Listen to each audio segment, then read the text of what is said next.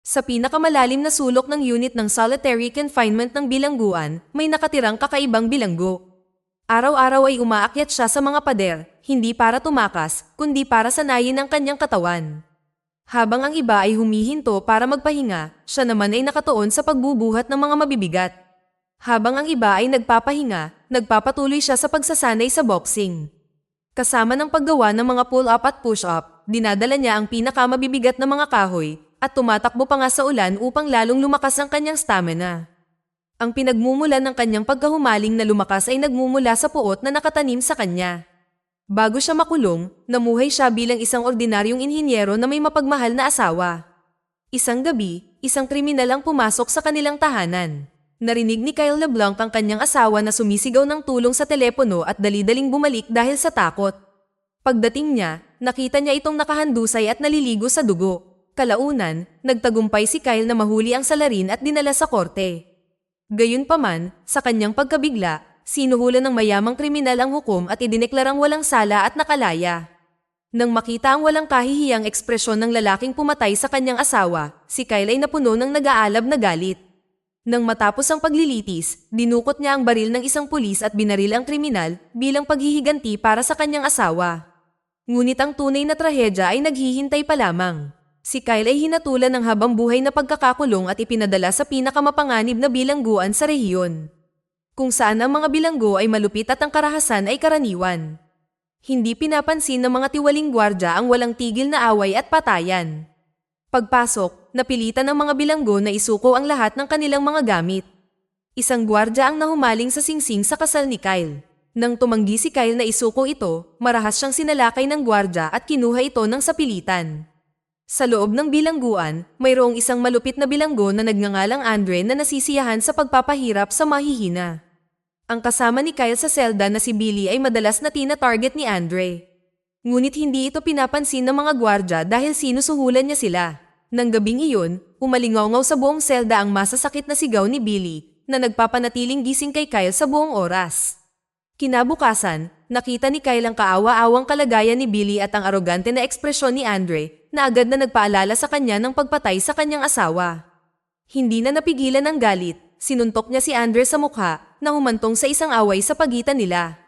Pumasok ang mga gwardya, ngunit si Kyle lamang ang kanilang dinampot. Nagpalitan sila ng tingin ni Andre na malinaw na may lihim na pagkakaintindihan. Pagkatapos, si Kyle ay itinapon sa isang maliit at madilim na selda, ang pinaka-nakakakilabot na lugar sa bilangguan. Tumingin siya sa imburnal na dumadaloy sa ilalim ng kanyang mga paa na naglalabas ng malakas at hindi matiis na amoy. Ang mga dingding ay natatakpan ng dugo ng isang dating bilanggo na nagpatiwakal na nagbigay sa kanya ng takot. Araw-araw, binibigyan siya ng isang mangkok ng maruming pagkain na parang baboy. Ang pagtulog ay nangangahulugan ng paghiga sa isang matigas na tipak ng bato sa tabi ng maruming tubo. Hindi na ito matiis ni Kyle, kaya sa kalagitnaan ng gabi, pinunit niya ang kanyang uniforme sa bilangguan at ginawa itong isang lubid, planong magbigti. Ngunit nabigo siyang magpakamatay dahil sa mahinang kalidad ng uniforme. Dahil sa pagkadismaya, humarap siya sa pader at paulit-ulit na inuntog ang kanyang ulo dito, at sandali ring nawalan ng malay. Sa sandaling iyon, isang gamo-gamo ang lumipad sa harap niya, ilang sandali bago lumapag sa tabi ng mangkok ng pagkain. Itinaas ni Kyle ang mangkok, at ang gamo-gamo ay lumipat sa kutsara na parang hinihimok siyang kumain at manatiling buhay. Sa kaibuturan ng kanyang isipan, naalala ni Kyle ang kanyang mabait na yumaong asawa. At bumalik ang kanyang pagnanais na mabuhay. Pinilit niyang lunukin ang matigas na pagkain ng paisa-isa. Paglabas ni Kyle mula sa madilim na selda, inilipat siya ng isang gwardya sa isa pang selda. Mayroon itong 4 na kama, ngunit iisa lang ang bilanggo sa loob.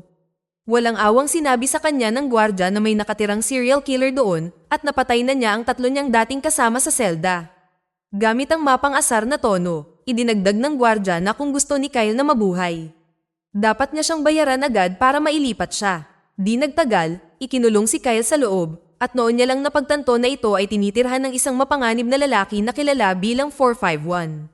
Binalot siya ng takot at kinabukasan, nilapitan niya ang gwardya at iniabot ang lahat ng perang nakolekta niya, umaasang mailipat ito. Kinuha ng gwardya ang pera, ngunit sinabing hindi pa ito sapat. Naunawaan ni Kyle na siya ay nilinlang, ngunit wala siyang ibang magawa kundi tiisin ito. Unti-unti niyang natuklasan na ang bilangguan ay nahahati sa tatlong pangunahing faction na palaging nag-aaway. Ang lalaking na-offend niya kanina, si Andre, ay hindi lamang mula sa isang pangkat, kundi isa rin sa mga kampyon sa pakikipaglaban sa bilangguan. Tama, ang bilangguan na ito ay nagdadaos ng isang brutal na paligsahan sa pakikipaglaban kung saan ang mga panalo ay tumataas ang ranggo, habang ang mga natalo ay binubugbog hanggang mamatay. Alam ito ng mga gwardya at warden, hindi lamang pinapayagan ito, kundi palihim din itong sinusuportahan dahil malaki ang kinikita nila rito.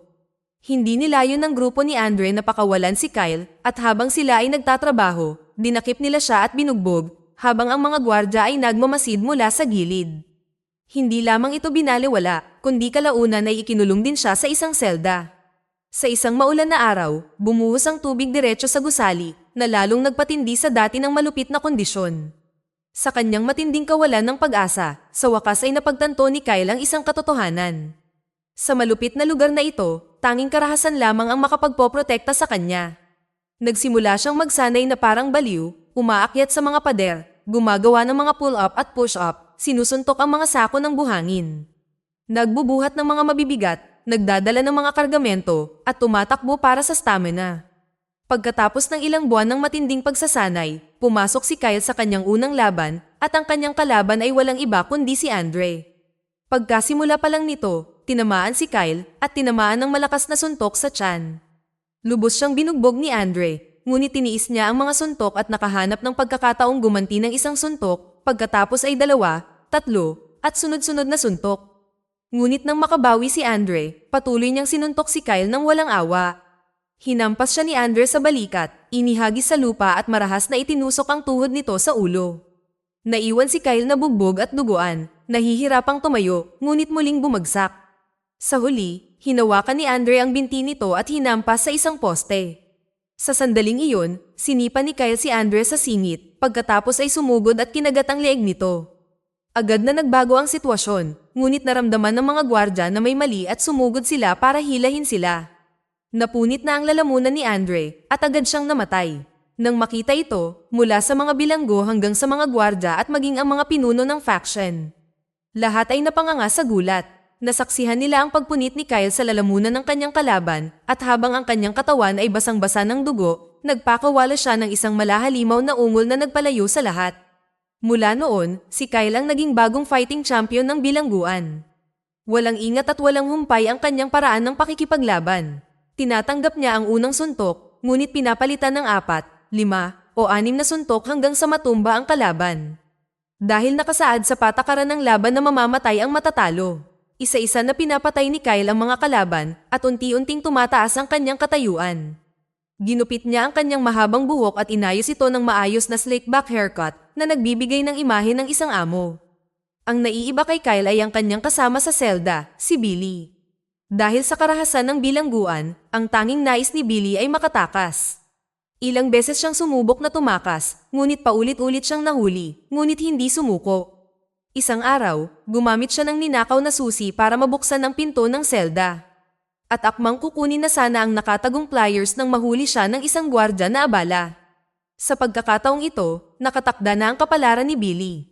Ibinigay siya ng gwardya sa isang malaking lalaki na nagpahirap sa kanya hanggang sa halos mamatay na siya. Bago mamatay, sinabi ni Billy kay Kyle, huwag kang maging kung ano ang gusto nilang maging ikaw. Sa wakas ay naunawaan ni Kyle ang kanyang pagkakamali at nagsimulang labanan ng karahasan. Isa na namang labanan ang magsisimula at ang kanyang katunggali ay ang parehong malaking lalaki na pumatay kay Billy. Gayunpaman, pinili ni Kyle na sumuko at tumangging lumaban. Gaano man siya katinding pinahirapan. Ito ang naging dahilan upang magalit ang warden na nanunood ng laban sa harap ng mga bisita. Inutusan niya ang mga gwardya na hulihin si Kyle at bitanan sa isang bakal na balangkas na idineklara na mananatili siya roon hanggang sa pumayag siyang lumaban. Araw-araw, sa ilalim ng nakapapasong araw at malakas na ulan, mabilis na nanghina si Kyle, ngunit hindi siya sumuko.